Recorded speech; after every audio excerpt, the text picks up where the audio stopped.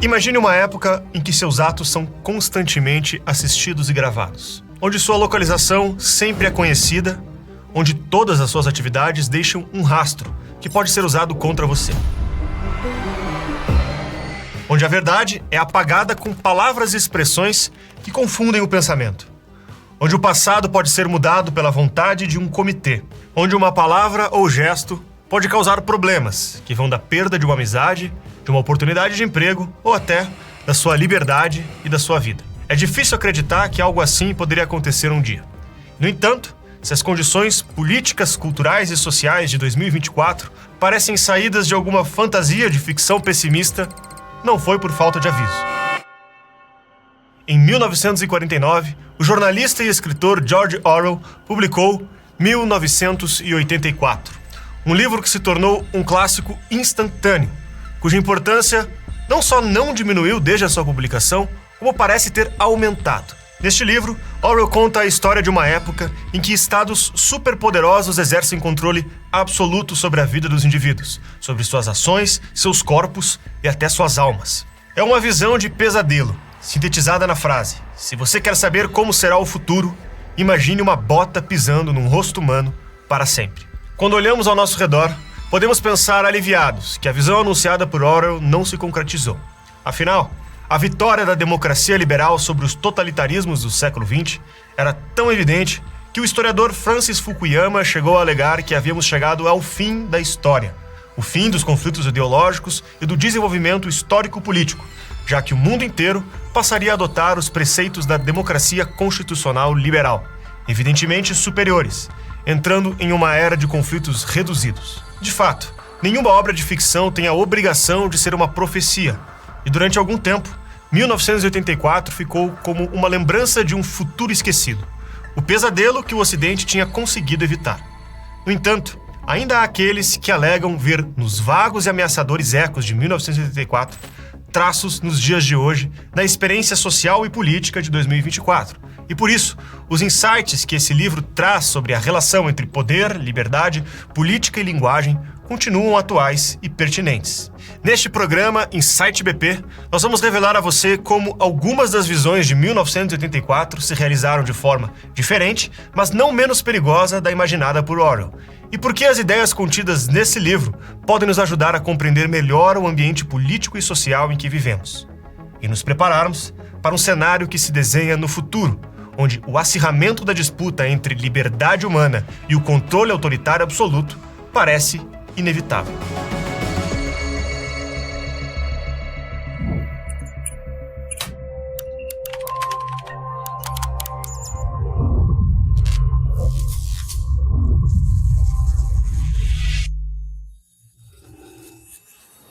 No dia 4 de abril de 1984, Winston Smith comete um crime. Ele começa a escrever um diário. Ele escreve em um canto da sala que fica protegido do olhar da teletela, um aparelho que transmite propaganda do partido e também filma o ambiente. No mundo de Winston, o partido representado pela figura do líder grande irmão está sempre de olho nos cidadãos, controlando todos os aspectos da vida dos indivíduos. Winston não tem nem certeza se o ano é mesmo 1984, pois o governo pode alterar qualquer informação sempre que necessário. No mundo de Winston, a própria realidade é massa de manobra do Estado. Eventos e pessoas podem mudar e desaparecer sem deixar vestígios. Um dos lemas expostos no livro diz: quem controla o passado, controla o futuro. E quem controla o presente, controla o passado. Winston trabalha no Ministério da Verdade, que se ocupa justamente de controlar e falsificar toda a informação transmitida em Oceania, a nação onde a história se passa. Oceania, Lestásia e Eurásia são os três grandes superestados que surgiram após um período de guerra nuclear. Eles lutam entre si pelo domínio de zonas contestadas em uma guerra de cujo início ninguém mais se lembra e que parece que nunca terá fim. Ao longo da narrativa, passamos a conhecer em mais detalhes o mundo em que Winston vive. Em 1984, a população se divide em três castas. O partido interno, identificado por roupas pretas, é a casta mais alta, que comanda a Oceania e goza de privilégios impensáveis para as castas inferiores. O partido externo, que usa macacões azuis, é a casta intermediária, formada pelos membros mais instruídos da nação. São as pessoas que exercem o trabalho burocrático-administrativo em Oceania. Essa é a casta de Winston. E por último, os proletários, cerca de 85% da população, pessoas sem instrução, anestesiadas e embrutecidas pelo trabalho diário, vivendo vidas miseráveis e sustentando toda uma nação com o seu trabalho, mas que, de modo geral, são menos vigiados pelo partido, pois não têm meios de ação e nem conhecimento para ameaçar o status quo. O que movimenta a ação da história é o fato de Winston Smith ser o tipo de pessoa que o partido considera criminoso, alguém dotado de consciência, capaz de pensar por conta própria e disposto a se rebelar. Em 1984, acompanhamos a jornada de Winston, que começa sua história de rebeldia escrevendo seus pensamentos em um simples diário. Se envolve com um suposto grupo rebelde e, em meio ao medo e à paranoia, finalmente conhece o amor. 1984 foi escrito entre 1946 e 1948, no isolamento da ilha de Jura, na Escócia, por um George Orwell bastante debilitado pela tuberculose, doença que viria a matá-lo menos de um ano depois da publicação do livro. O livro é fruto das preocupações de um escritor e jornalista que viu de perto as violentas convulsões políticas inerentes à disputa de poder. Orwell tinha participado da Guerra Civil Espanhola, onde lutou ao lado dos republicanos, associados ao movimento comunista. Ele foi um defensor do assim chamado socialismo democrático, a teoria política segundo a qual o povo deve eleger seus líderes e ter controle direto sobre a economia e distribuição de recursos. Orwell tinha visto a maneira pela qual os altos ideais e teorias políticas podem ser pisoteados e descartados segundo a conveniência do momento. Na Espanha, o movimento comunista se fragmentara em grupos que tinham visões opostas e que logo começaram a se enfrentar. O Partido Comunista da Espanha era leal a Stalin e aos interesses da União Soviética. Orwell tentou se filiar a esse grupo, mas foi rejeitado por acreditar em uma forma mais democrática de socialismo. Um tanto de forma acidental, ele acabou se unindo ao Partido dos Trabalhadores da Unificação Marxista, que acreditava que o povo tinha sido traído em nome dos interesses políticos de Stalin. As tensões entre essas duas vertentes eclodiram nas Jornadas de Maio de 1937, 5 dias em que os comunistas se enfrentaram nas ruas de Barcelona. Orwell participou dessa e de outras batalhas na Espanha. No dia 20 de maio, ele foi atingido por um tiro no pescoço, que por milímetros não acertou a artéria carótida. Orwell sobreviveu e, precisando de tratamento, perseguido pelo Partido Comunista e decepcionado com as lutas internas e o que ele considerava a traição da revolução em nome do poder, decidiu ir embora da Espanha e voltar para a Inglaterra. A experiência na Espanha e a decepção com o totalitarismo de Stalin forneceu a Orwell temas que ele trabalharia pelo resto da sua vida. Em seus livros, vemos a traição dos ideais revolucionários pelos líderes da revolução, o totalitarismo, a corrupção do poder, o uso da linguagem e da propaganda para controlar o povo, a manipulação das emoções populares para fins políticos e falsificação da verdade. Apesar das decepções, Orwell continuaria comunista até o fim. E suas obras são denúncias do que ele considerava o abandono do verdadeiro socialismo por um projeto de poder fascista.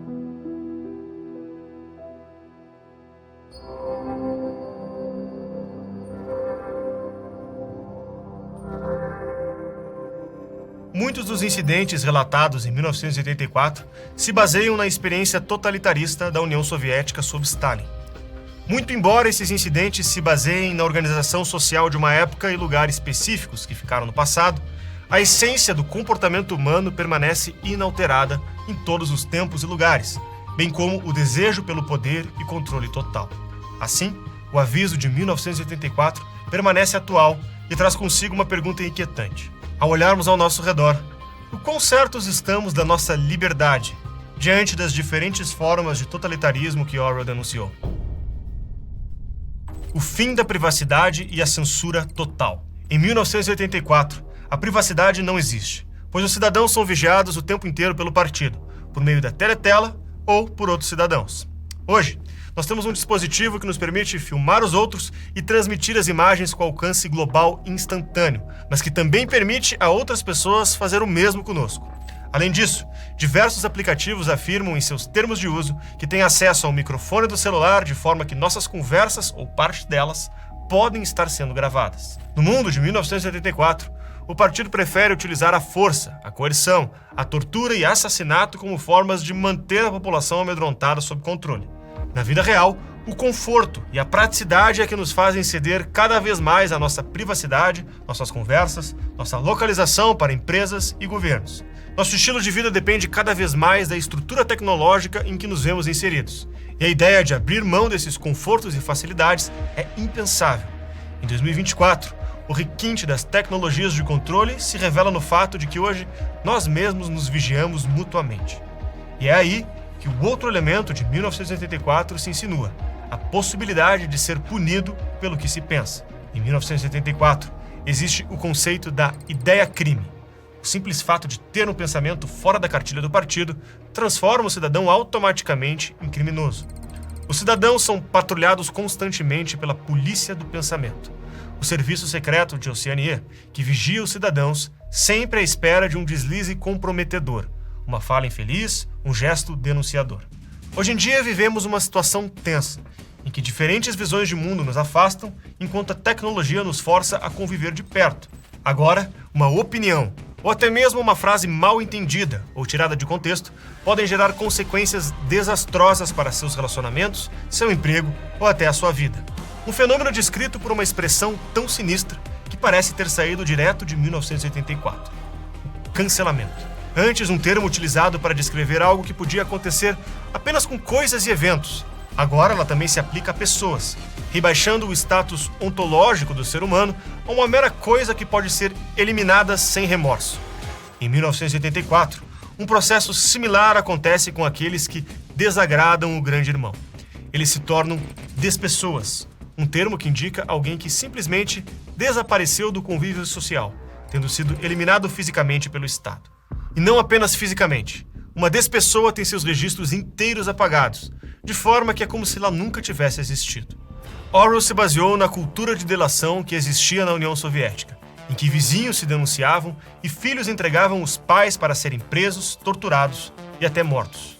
Isso era considerado um ato de heroísmo, como na história de Pavel Morozov, que foi louvado pela imprensa por ter denunciado o pai para as autoridades soviéticas. No mundo real, a intensa polarização política cria um ambiente que incentiva os jovens da família a expressarem vergonha e raiva dos parentes não alinhados ideologicamente.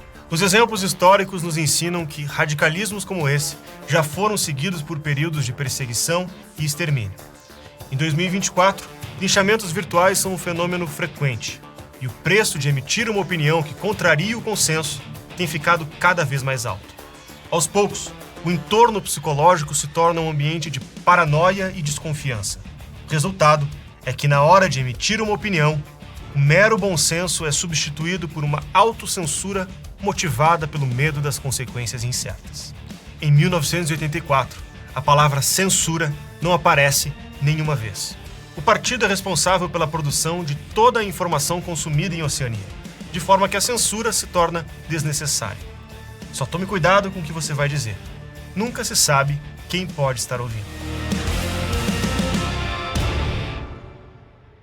O fim do significado e o caos total. Um dos insights mais penetrantes de Orwell se refere à importância da linguagem para o controle das massas. Assim como a chave de fenda é uma ferramenta do mecânico para consertar carros e a esponja é uma ferramenta da dona de casa para lavar louças, as palavras são ferramentas que todos nós usamos para um trabalho específico, nos comunicarmos. Se as ferramentas estiverem defeituosas, o trabalho sairá prejudicado e não haverá comunicação, apenas confusão. O psicólogo soviético Lev Vygotsky desenvolveu uma teoria do desenvolvimento cognitivo que aponta para uma relação próxima entre a linguagem e o desenvolvimento do pensamento.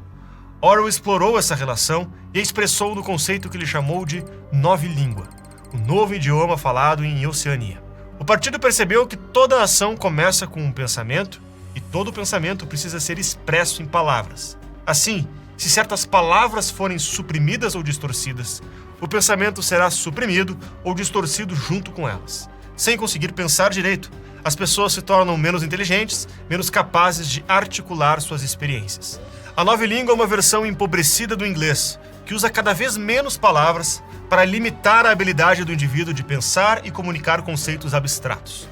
Uma das características definidoras da nova língua é sua propensão a forçar o falante a aceitar termos mutuamente contraditórios, com naturalidade, mutilando a coerência interna em nome da lealdade ao partido. Isso é chamado de duplo pensar, e se expressa, por exemplo, no conceito de white-black, a capacidade de acreditar que a cor preta é branca e mais, de saber que a cor preta é branca e de esquecer que, algum dia, você já pensou o contrário. Isso exige uma alteração contínua do passado. No livro, o partido tem um controle total sobre a história e, ao negar à população a lembrança dos eventos ocorridos no passado, o resultado é uma população de pessoas sem memória, que podem acreditar em qualquer coisa, como no exemplo do livro, de que 2 mais 2 é igual a 5. Como o povo de 1984 já não conhece a sua história, é muito fácil aceitarem qualquer versão sem questionar, simplesmente porque não sabem como as coisas eram antes. Todos os registros foram destruídos ou falsificados. Todos os livros foram reescritos. Todos os quadros foram repintados. Todas as estátuas, ruas e prédios foram rebatizados. Todas as datas foram alteradas. Se parece impossível acreditar que 2 mais 2 é 5, basta olhar ao redor para constatar que a realidade só é tão forte quanto a nossa capacidade de defendê-la. Outra característica da nova língua é o uso de eufemismos para mascarar o caráter perturbador de certas ações e realidades. Retificar, na verdade, significa distorcer um registro histórico. Campo Alegre são, na verdade, campos de trabalho forçado.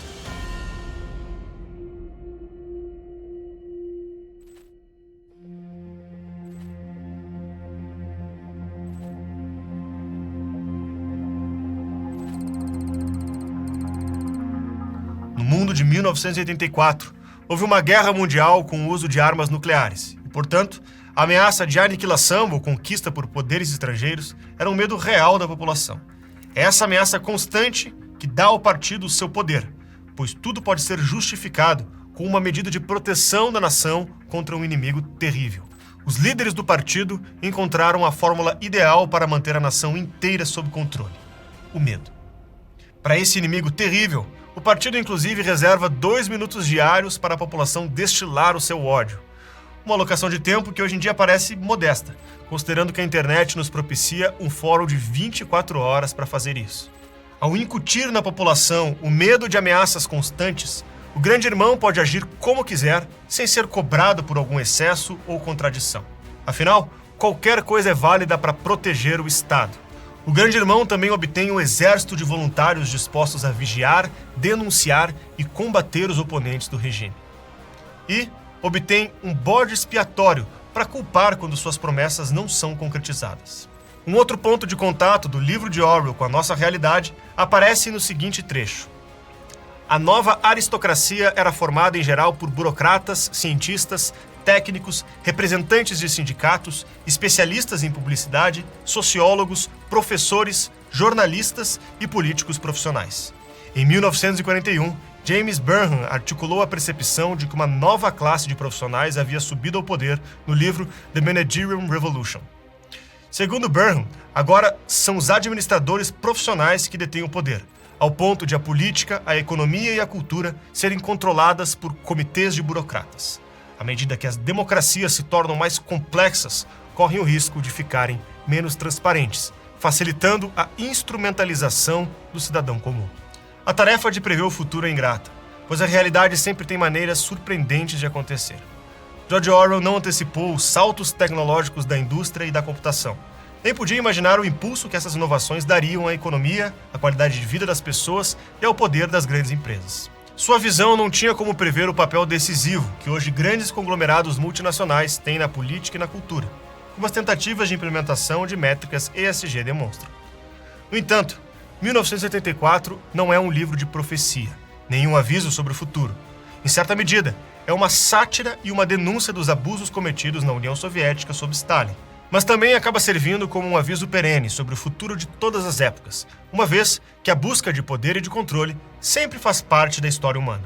Na história do livro, Winston Smith se envolve com uma moça chamada Julia, e por algum tempo eles conseguem construir um mundo secreto que eles acreditam estar protegido do olhar do grande irmão. Ao mesmo tempo, Winston se envolve em um grupo rebelde que planeja a derrubada do partido. No entanto, essa é apenas uma pequena trégua concedida pelo partido, que estava vigiando o tempo inteiro. Winston e Julia são capturados e enviados para o assim chamado Ministério do Amor para serem reeducados. Preso, Winston é interrogado, submetido à tortura e e depois passa por um tratamento psicológico em que as defesas mais íntimas de sua alma são destruídas e reconstruídas pelo partido. Ele finalmente cede seu último reduto de individualidade e se entrega de corpo e alma ao grande irmão. Winston é libertado, mas perde o que ele tinha de mais precioso: sua personalidade, seus pensamentos, opiniões e vontades. Ele termina a história amargurado e sozinho, amando o partido que o oprime. No dia 16 de abril de 1984, em São Paulo, 1,5 milhão de pessoas participaram da até então maior manifestação pública que o Brasil já tinha visto. O movimento Diretas Já, que pedia eleições diretas para presidente. A manifestação gigantesca sinalizou o esgotamento do modelo autoritário do regime militar e anunciou o começo de uma nova fase na política nacional, pautada em ideias de liberdade e democracia. Se o 1984 de George Orwell falava do triunfo do totalitarismo e da opressão, 1984 no Brasil representou o exato oposto: a abertura para a vivência democrática e a representatividade na política. No entanto, o sentimentalismo fácil e os slogans de grandes movimentos de massa costumam esconder as complexidades e dificuldades do processo político real, e a abertura no Brasil não foi diferente. Por trás dos discursos emocionados e dos chavões, o sistema político do Brasil se rearticulava para acomodar os interesses conflitantes de novos e ambiciosos personagens. A esperança de articulação e conciliação foi enterrada com Tancredo Neves. Com a posse de José Sarney, vice de Tancredo, teve início a nova democracia brasileira, um experimento instável, repleto de contradições, como o congelamento de preços de Sarney ou o confisco da poupança de Collor, atos que não costumam acontecer em democracias saudáveis. A história da democracia brasileira é uma história de fragilidade e fraqueza. O resultado previsível da liberdade sem responsabilidade, que culminou naquela que se tornaria a maior manifestação pública popular da história do Brasil, em que milhões de brasileiros por todo o país se reuniram para manifestar repúdio a um sistema falido, agora, em 2024, se configura um novo e, ao mesmo tempo, estranhamente familiar período político no Brasil. Os jornais nos dizem que a democracia está ameaçada e que, para preservá-la, é necessário tomar medidas que, para muitos, parecem ameaçá-la ainda mais. Se isso é verdade, ou apenas mais um exemplo do duplo pensar imaginado por Orwell, só o tempo dirá. Em 1984, o livro, a luta principal de Winston Smith, mais do que derrubar o regime autoritário de Oceania, era conseguir preservar sua autonomia interna, sua consciência individual, cercado por um entorno opressivo que tentava arrastá-lo junto com os demais para a despersonalização e a entrega de sua alma ao partido. Nisso, o livro sempre será atual, pois as forças da tirania, em qualquer tempo e lugar, sempre exigirão nossa liberdade em troca de uma suposta segurança e de confortos e prazer. A imagem do futuro já não é mais a de uma bota pisando no rosto humano. É talvez a de um rosto humano hipnotizado por uma tela de celular, vigiado e vigiando, escravizado por distrações e confortos, submetido às decisões tomadas por burocratas, que afetam sua liberdade, sua cultura e suas perspectivas para um futuro que se anuncia cada vez mais difícil, e amando o mundo que o oprime. George Orwell nos alertou: quando a linguagem é empobrecida, a capacidade de pensar e resistir também diminui. E se essa história te faz refletir sobre a importância de ter um repertório sólido para não ser manipulado pelas narrativas do presente, a Brasil Paralelo é o seu lugar. E se você, mais do que isso, é um fã de George Orwell, ou gostou de ter contato com esta obra dele, saiba que você pode ouvi-la integralmente no Teller. Ao se tornar membro, você garante acesso imediato ao nosso aplicativo de audiolivros, que é o Teller. Lá você entrará em contato com as ideias das mentes mais brilhantes do mundo. George Orwell está lá. Poderá ouvir também a sabedoria de Chesterton, a profundidade de Platão e a genialidade de Machado de Assis. Tudo isso enquanto você caminha, dirige, se exercita ou realiza suas tarefas diárias. Então, meu convite para você é: transforme esses momentos em um verdadeiro play diário de inteligência. E esse livro do Orwell que nós mencionamos nesse episódio já está disponível, você pode ouvi-lo hoje mesmo.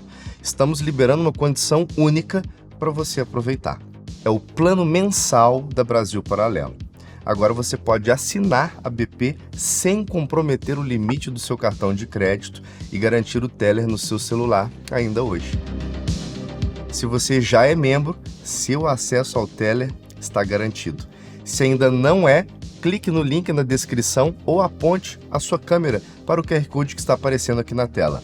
É o seu apoio que financia a nossa missão de levar bons valores, ideias e sentimentos para o coração de todos os brasileiros. Nós não recebemos um único centavo de dinheiro público. Assine, baixe o Teller e recupere o controle da sua formação cultural hoje mesmo. Nós contamos com você. Muito obrigado e até breve.